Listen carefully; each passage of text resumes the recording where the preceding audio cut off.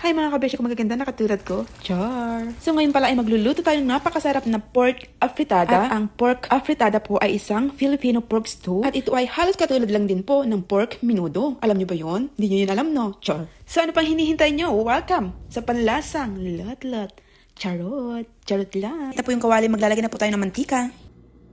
So once na mainit na po yung mantika, magigisa na po tayo ng bawang at sibuyas.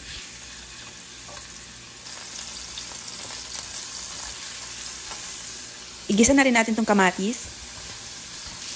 Nailagay ko na rin pala dito ang ating pork. Itutuloy ko lang ang paggisa dito hanggang sa maging brown itong pork natin. Hiniwa ko lang pala itong pork shoulder natin into cubes. At ngayon naman, ilalagay ko na dito ang ating tomato sauce.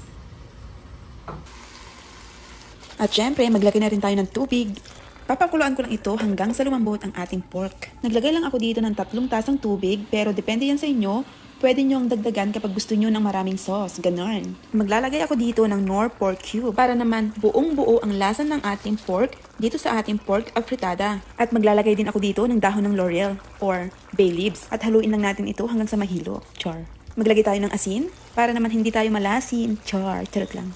Ilagay na rin natin itong patatas. Nilagay ko na rin yung ating carrots dyan. Lagyan na rin natin ito ng paminta, pampaganda at pampabata. Char. So ngayon naman, pwede na natin ilagay itong ating hotdogs. At syempre, haluin lang natin ito. Naglagay din ako ng konting green peas. Tapos, inantay ko lang lumambot yung ating mga gulay. Tapos kapag malambot na, okay na yan.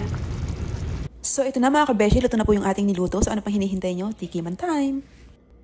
So ito na, tikman na natin mga kabeshi kung masarap nga ba itong luto ko.